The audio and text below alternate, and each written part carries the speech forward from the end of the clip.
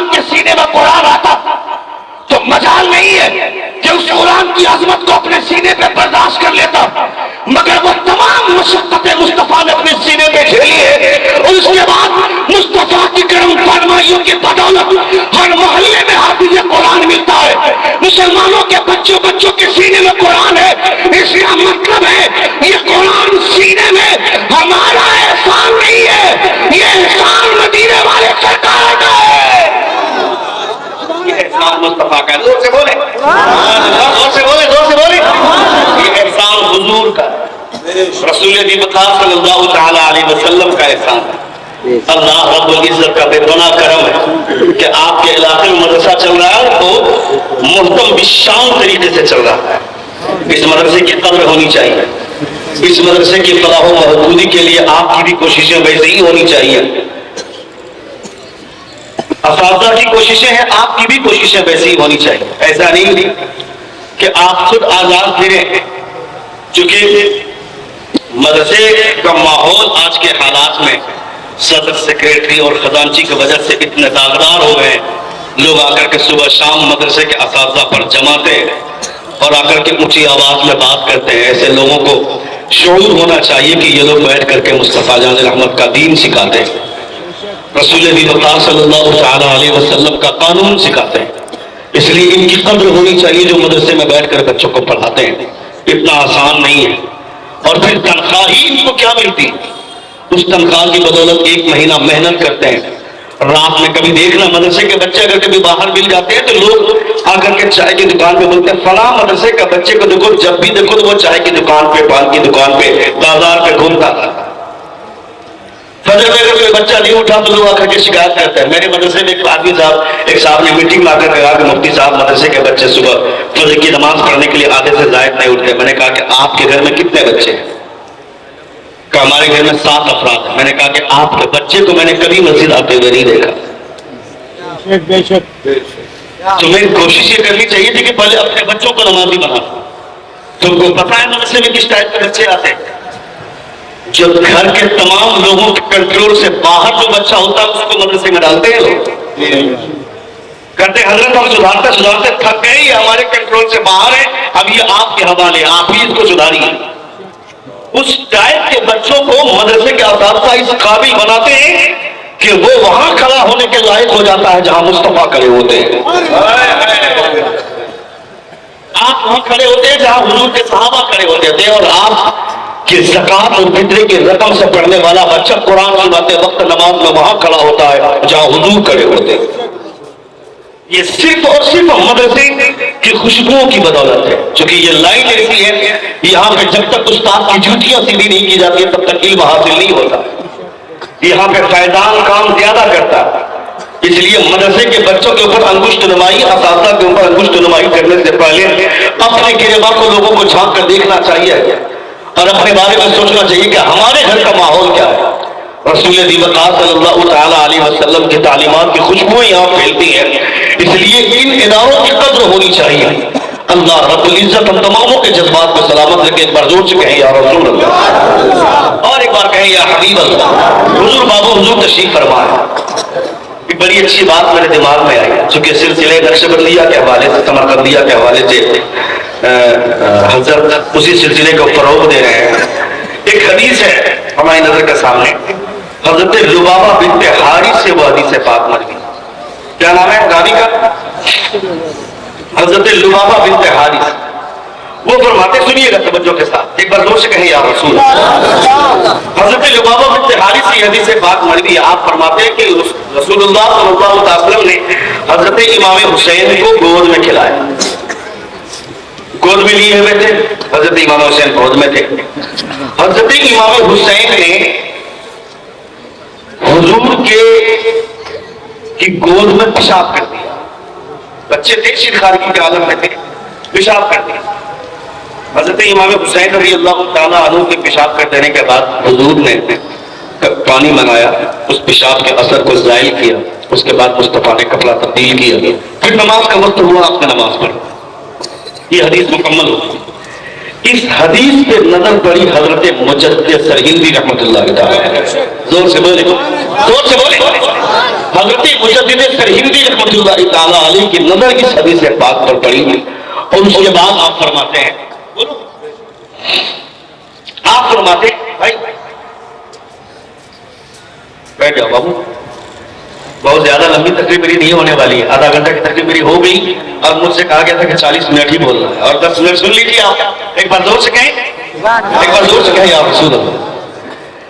हजरत लुबाबा बिनते हदीस की इस रिवायत से रिवायत करता इस हदीस पर जब हजरत मुजद्दिद सरहिंदी रहमतुल्लाह ताला अलैह की नजर पड़ी तो आप फरमाते, सुनिए, आप फरमाते इसका मतलब है कि अपने नाना की गोद में पेशाब करना इमाम हुसैन की सुन्नत। सोचे, अपने नाना की गोद में पेशाब करना हुसैन की सुन्नत और अपने नवासे से अपनी गोद में पेशाब करवाना मुस्तफा की सुन्नत। सोचे, जोर से, नाना की गोद में पेशाब करना हुसैन की सुन्नत और अपने नवासे से अपनी गोद में पेशाब करवाना ये मुस्तफा की सुन्नत। आपने अपनी बेटी को जब दुनिया से जाने लगे तो वसीयत की, मेरी लाडली, मैंने हुजूर की हर सुन्नत को अदा किया मगर एक सुन्नत के अपने नवासे से अपनी गोद में पेशाब करवाओ, ये सुन्नत मुझसे छूट रही है। इसलिए जब मैं दुनिया से चला जाऊं उसके बाद अगर मेरा नवासा दुनिया में आए तो मेरी कब्र पे पेशाब करवा कर पानी बहा देना ताकि हुजूर की ये सुन्नत भी अदा हो जाए। इसे बोलते हैं सुन्नत की तलाश, इसे बोलते हैं सुन्नत की खोज। ये बोलना किस हद तक जायज है नाजायज है, हजरत मुजद्दिद सरहिंदी रहमतुल्लाह, वो खुद मुजद्दिद है, हजरत मुजद्दिद सरहिंदी रहमतुल्लाह ताला अलैह का ये बोलना जायज है कि नाजायज है, मैं इस पर बात नहीं करूंगा, मगर इश्क की बात निराली होती है, इश्क का अंदाज निराला होता है, फतवे इश्क पर नहीं लगते, इश्क की बात अलग होती है, इश्क का अंदाज अलग होता है। हजरत मुजद्दिद सरहिंदी रहमतुल्लाह ताला अलैह का मदीना शरीफ, मदीना शरीफ देखें, हजरत के चेहरे को देखें, चेहरा देखिए, चेहरे की नूरानियत देखिए, चेहरे की रंगत देखिए। दूसरे पीर साहब से मिलना चाहिए तो बाहर दरबान बैठा रहता है, कहता है हजरत अभी आराम कर रहे हैं, हजरत को मिलने नहीं दिया जाएगा। क्या कर रहे थे हजरत, पहाड़ काट रहे थे क्या? जब यहां ही हजरत से आपको मिलने नहीं दिया जा रहा है तो कयामत में क्या मिल पाएंगे आप? से बोलिए, मगर यहां आपको मिलने के लिए हजरत ने रोक नहीं लगाया, स्टेज से ऐलान हुआ कि अभी रुक जाइए, प्रोग्राम खत्म हो जाने दीजिए। ये मोहब्बतें हैं, जोर से कहें या रसूल अल्लाह। हजरत मुजद्दिद सरहिंदी रहमतुल्लाह ताला अलैह मदीना शरीफ गए, वहां जाकर चूंकि कुत्ते इंसानों से मानूस होते हैं, क्योंकि मिट्टी तो वही है, मिट्टी वही है, हजरत आदम की मिट्टी से हजरत आदम का जिस्म तैयार हुआ, फिर यहां से जो हिस्सा कटा, मिट्टी जो निकाली गई उससे कुत्ता बना। ये तो एक अलग बात है, मगर एक बात मैं बताना चाहता हूं इस जिम्न में, शायद आपके काम आ जाए। हजरत आदम का जिस्म बनाने के बाद थोड़ी सी मिट्टी बच गई, मालूम है? मालूम है? मालूम है? नहीं मालूम है बोलिए ना, जो नहीं मालूम है, नहीं मालूम है बोलना गुनाह नहीं है। एक मुहद्दिस थे इराक के, उनसे एक साहब ने मसला पूछा, क्या नहीं मालूम, तो वक्त तो बताऊंगा। आपने कहा, उनको लोगों ने कहा कितने बड़े मुहद्दिस और आप बोल रहे नहीं मालूम, शर्म नहीं आती? कहा जो बात बोलने में फरिश्तों को शर्म नहीं आई तो मुझको क्या मालूम, मुझको कैसे शर्म आएगी? फरिश्तों ने कहा था इन्हीं आलम, फरिश्तों ने कहा ला आलम, हम नहीं जानते, हमें नहीं पता, ला इल्म इल्ला मा अल्लमतना, हमें नहीं मालूम मगर जो तूने हमको सिखाया वही जानते, बाकी हम नहीं जानते।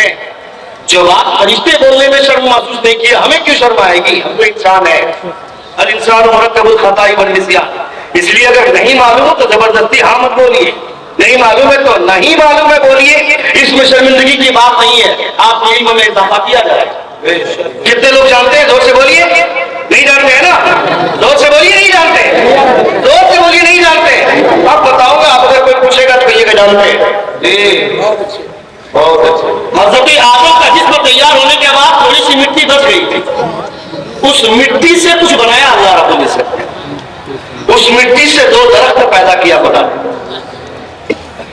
वो दरख्त जानते हैं आप? नहीं जानते? सबसे बोलिए नहीं जानते, लेकिन आप बता रहा हूं, अब बोलिएगा जानते हैं।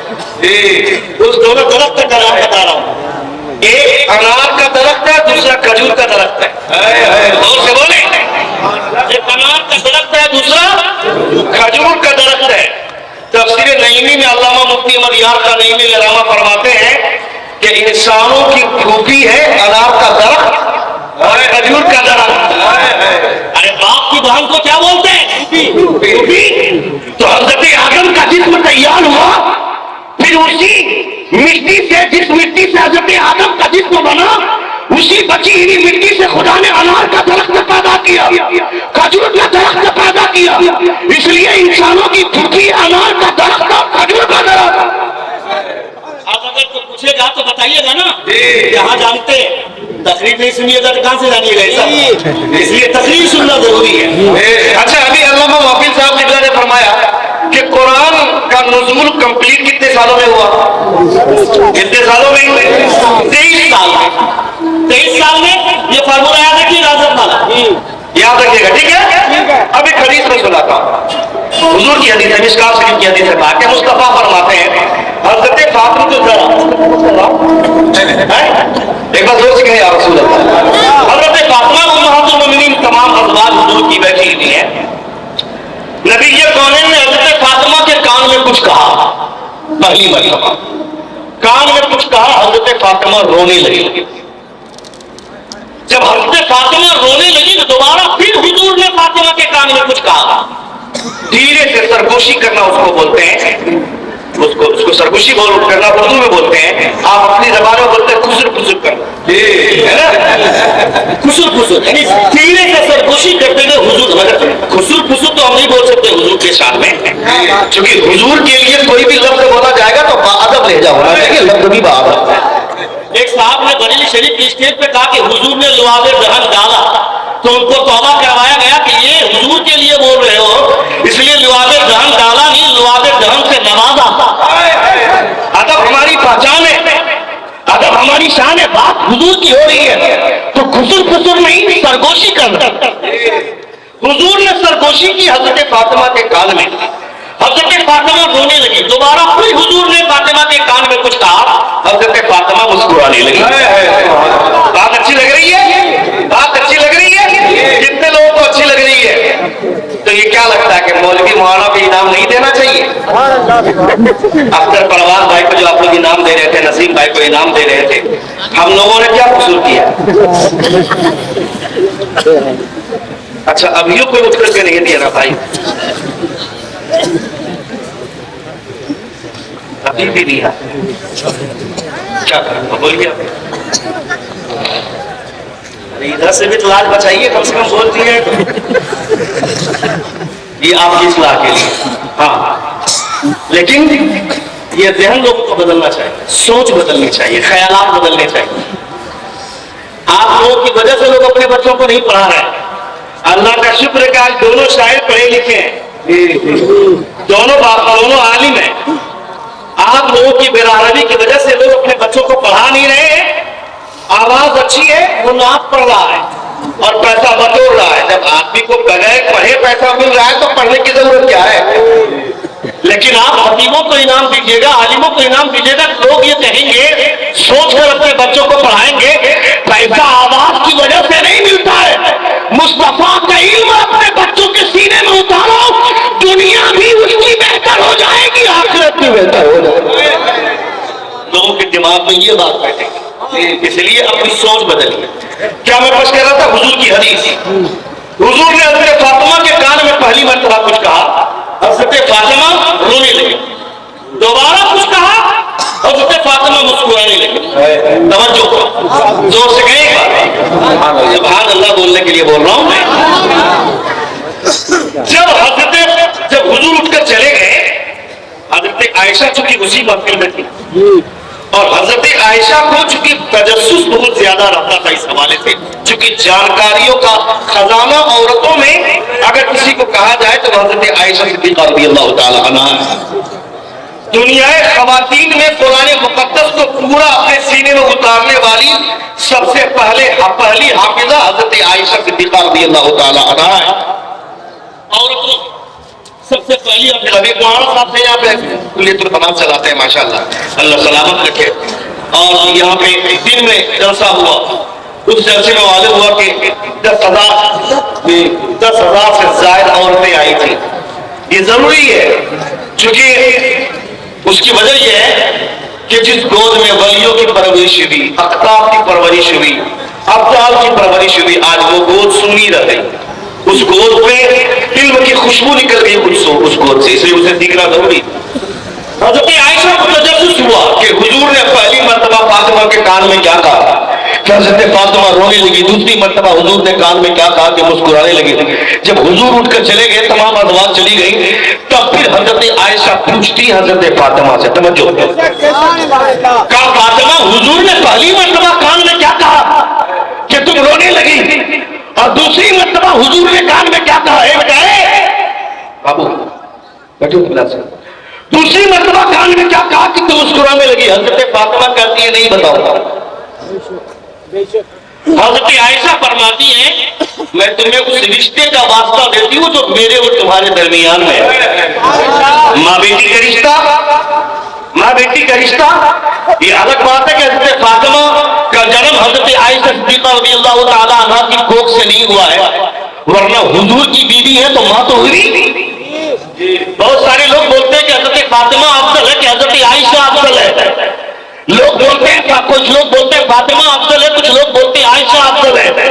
मगर एक आशिक की जबान ये कहती है कि इस चक्कर में तुम पर मत पड़ो कि हज़रत फातिमा अफजल है या हज़रत आयशा अफजल है। सुनो, अगर बेटी होने की हैसियत से देखोगे तो हज़रत आयशा सिद्दीक़ा अकबर की बेटी है और हज़रत फातिमा मुस्तफा की बेटी है। हज़रत सिद्दीक़ा अकबर की बेटी मुस्तफा की बेटी से बेहतर नहीं हो सकती है। और अगर बीवी होने की हैसियत से देखोगे तो हज़रत फातिमा अली की बीवी है और हज़रत आयशा हुजूर की बीवी है। हुजूर की बीवी से बेहतर अली की बीवी नहीं हो सकती है। दोस्त बोली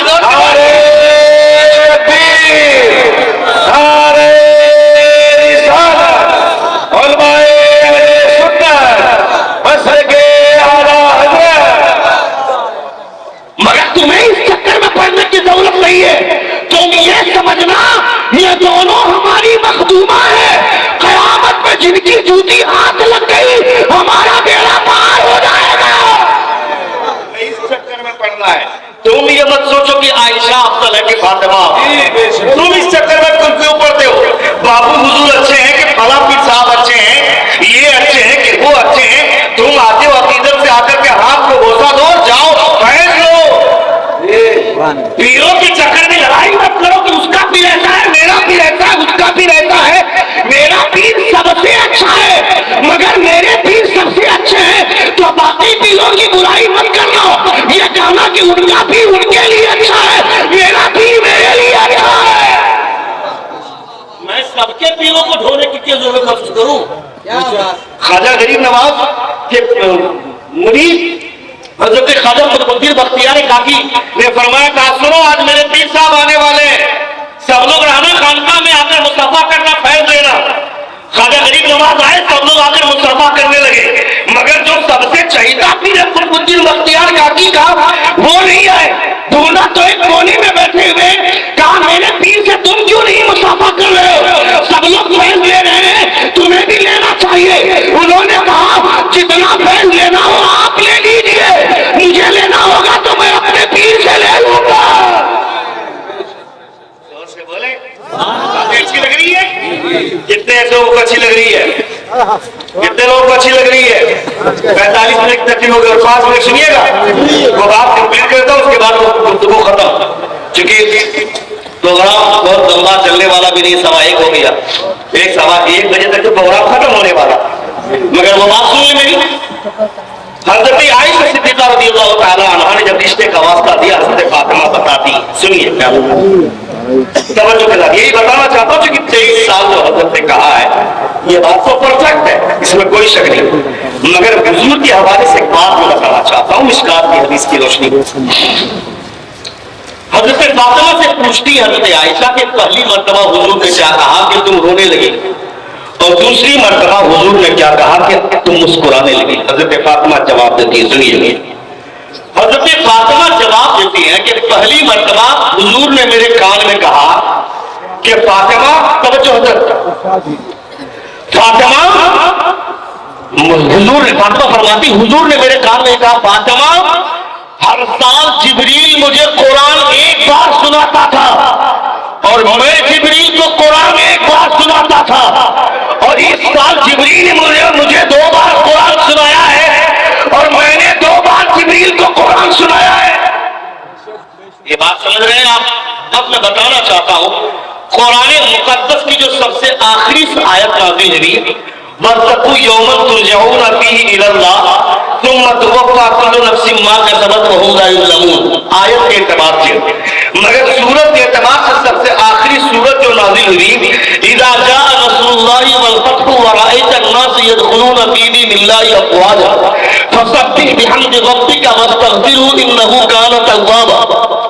इस सूरत के नाजिल होने के 3 महीने बाद हुजूर का विसाल हो गया, हुजूर की रिहलत हो गई।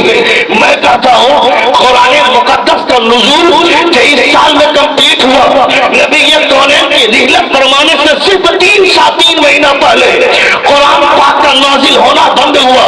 फिर मुस्तफा दौर किस चीज का करते थे? हुजूर फरमाते हैं हर साल जिब्रील को मैं कुरान सुनाता था, जिब्रील मुझे कुरान सुनाता था। इसका मतलब है हुजूर को कुरान पहले से याद है। जोर से इसका मतलब है कि मुस्तफा को कुरान पहले से याद है। अगर हुजूर को कुरान याद नहीं रहता, जब आयतें उतरती है तो सहाबा से कहते कैसे है, इसको फला आयत के बीच में रखना, इसको फला आयत के बगल में लिखना, इसको फला सूरत और फला सूरत के बीच में लिखना। और उलमा फरमाते हैं जो आज हमारे सामने कुरान की जो तरतीब है, यही तरतीब लौह महफूज पर है। हुजूर फरमाते हैं हर साल में जिब्रील को सुनाता था, जिब्रील मुझे हर साल जिब्रील मुझे सुनाता था। इसका मतलब है कि कुरान नाजिल हुआ बाद में, मगर कुरान हुजूर को याद पहले से था। कुरान मुस्तफा पहले से जानते थे। जब कुरान की आयत नाज़िल होना शुरू हुआ तो हुजूर अल्लाह फरमाता अल्लाह तुहर्रिक बिही लिसानका लितअजला बिही इन्ना अलैना जमअहु व कुरआन।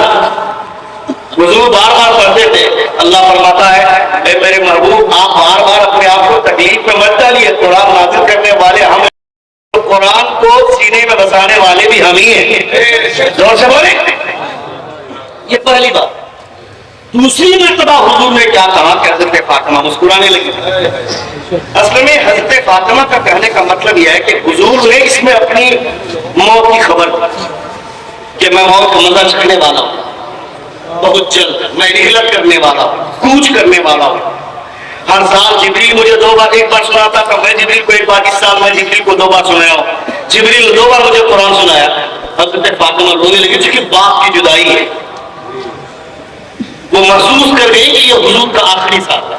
उसके बाद जब दोबारा हुजूर ने कहा, हजरत फातिमा हंस पड़ी, मुस्कुरा उठी। दोबारा क्या था सुनिएगा, बोल दूं छोड़ दूं आने वाले साल के लिए? सुन लीजिएगा, सुन लीजिएगा, एक बार जोर से कहें यार रसूल। सुनिए, हजरत फातिमा फरमाती कि दोबारा जो हुजूर ने मेरे कान में कहा वो ये कहा कि फातिमा ये भी जान लो, मेरे अहले बैत में सबसे पहले जिसकी मुझसे मुलाकात होगी कब्र में वो तुम ही हो। कहना क्या चाहता हूं मैं, जो लोग बोलते हैं हुजूर को कुछ पता नहीं है, वइंदहु इल्मुस्साअह व युनज़्ज़िलुल गैब व यअलमु मा फिल अरहाम व मा तदरी नफ्सुन माज़ा तक्सिबु गदा व मा तदरी नफ्सुन बिअय्यि अर्दिन तमूत। बारिश कब होगी, कयामत कब होगी, मां के पेट में क्या है, कब आदमी मरेगा, कहां मरेगा, ये खुदा के अलावा कोई नहीं जानता है। ये तुम कहते हो, खुदा कहता है, मगर अल्लाह रब्बुल इज्जत की अता से ये तमाम उलूम मुस्तफा भी जानते हैं। अगर हुजूर नहीं जानते तो हुजूर ये कहते कैसे फातिमा तुम मुझसे मिलने वाली हो।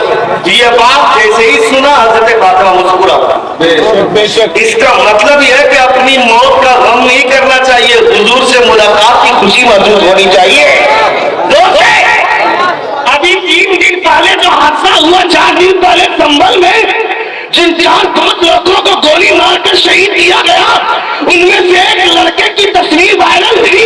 उसका मुस्कुराता हुआ चेहरा देखने के बाद ये महसूस होता है उसे मरने का गम नहीं, मुस्तफा से मिलने की खुशी है। इसलिए कि जो मरते हैं अल्लाह के रब्बुल इज्जत के रसूल की मोहब्बत में, वो मरते नहीं है, वो शहीद होते हैं। शहीद होते हैं, वो शहीद हुए। अल्लाह रब्बुल इज्जत हम तमामों को शहादत की मौत अता फरमाए। इस पर जोर से आमीन कहना चाहिए। शहादत की मौत मुकद्दर वालों को मिलती है, समझ रहे हैं आप, मुकद्दर वालों को मिलती है। एक आखिरी बात मेरी सुन, आखिरी बात 2 मिनट के अंदर, 2 मिनट के अंदर आखिरी बात। हजरत उमर फारूक रज़ियल्लाहु ताला अन्हु ने अपने भाई से कहा कि जीरा पहन लो, मैदान जंग में जा। हजरत उमर के फारूक के भाई ने फरमाया कि नहीं जीरा आप पहन लीजिए। आपने कहा कि नहीं तुम पहन, उन्होंने कहा कि नहीं आप पहन। हजरत उमर को चला लाया, आपने फरमाया कि मैं तुमको जीरा पहनने के लिए बोल रहा हूँ, पहन क्यों नहीं रहे? जवाब सुनिए, उनके भाई ने कहा आपको क्या लगता है अल्लाह रब्बुल इज्जत के प्यारे रसूल की मोहब्बत में शहीद होने की तमन्ना सिर्फ आपके सीने में है क्या? मैं भी हुजूर की मोहब्बत में मरना चाहता हूँ ताकि रसूल दीवार की मोहब्बत में शहादत की मौत मिले तो कायनात की सबसे बड़ी दौलत मिल जाए। इसे बोलते हैं शहादत की तमन्ना का, शहादत की ख्वाहिश में अपने आप को जिंदा रखना। अल्लाह रब्बुल इज्जत हम तमामों को नबी कौनैन से बेपनाह मोहब्बत करने की तौफीक अता फरमाए। अस्तगफिरुल्लाह रब्बी मिन कुल्ली ज़ंबि व अतूबु इलैह। जोर से कलमे शहादत पढ़िए, अशहदु अल्ला इलाहा इल्लल्लाह व अशहदु अन्ना मुहम्मदन अब्दुहु व रसूलुहु। अस्सलामु अलैकुम व रहमतुल्लाहि व बरकातुहू।